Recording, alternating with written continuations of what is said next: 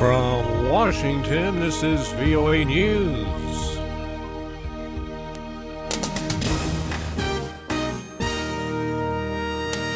Russia's President Putin questions legitimacy of upcoming Ukraine presidential vote.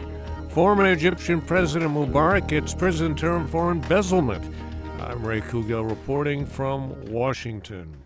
Russian President Vladimir Putin is raising doubts about the legitimacy of Ukraine's presidential election, but says Russia is moving its troops away from the border to help create favorable conditions for the Sunday vote. Mr. Putin says that it will be difficult to build relations with people who come to power during what he called a continuing punitive operation in eastern Ukraine.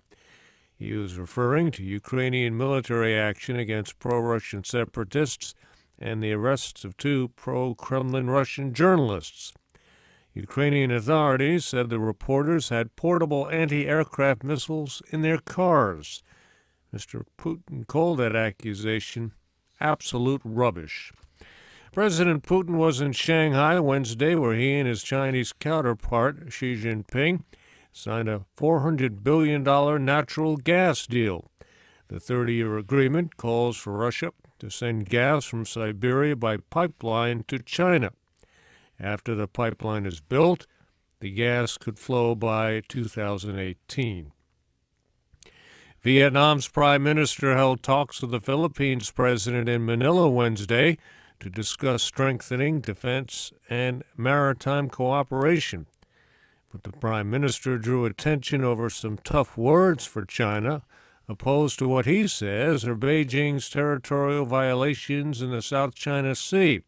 Simone Orendine reports. Prime Minister Nguyen Thanh Dung arrived in Manila following high tensions with Beijing over a Chinese oil rig that Vietnam says is in its territorial waters.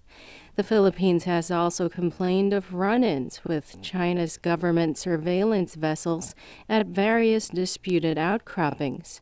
Last month, the Philippines protested what it says is a Chinese reclamation project at a reef it claims in the Spratly Islands. Speaking at the Philippines Presidential Palace, Mr. Dung said Manila and Hanoi share the same view of the situation. Simone Orendine for VOA News, Manila. Pakistan's military says airstrikes have killed at least 60 militants in the country's northwest tribal region.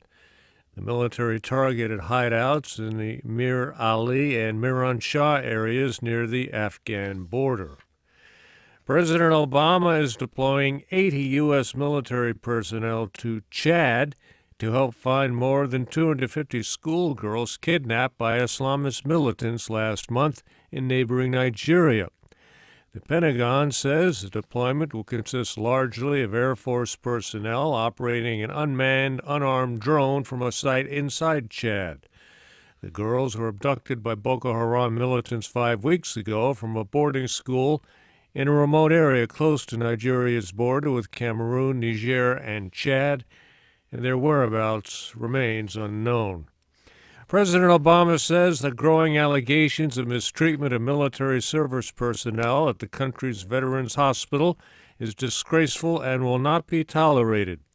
Mr. Obama summoned the chief of the U.S. Veterans Agency, General Eric Shinseki, to the White House Wednesday, their meeting coming amid calls by some U.S. lawmakers for the general's ouster over allegations that 40 veterans may have died while awaiting treatment at the VA hospital in the western city of Phoenix, Arizona. I know that people are angry and want swift reckoning. I sympathize with that. But we have to let the investigators do their job and get to the bottom of what happened. Our veterans deserve to know the facts. Their families deserve to know the facts. Once we know the facts, I assure you, if there is misconduct, it will be punished. President Obama.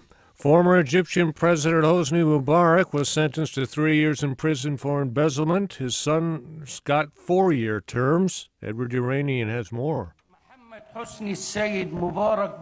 President Mubarak appeared calm as the judge read out his sentence in the case known in the Egyptian press as the Presidential Palace trial. The ousted leader and his sons were accused of diverting more than $17 million meant for maintenance of presidential palaces to renovate their private residences. His conviction for fraud could be overturned on appeal. The former president was flown back to a military hospital after his sentence was read out. Edward Uranian for VOA News, Cairo. North Korea's only international university held its first commencement ceremony Wednesday. It happened in the capital, Pyongyang.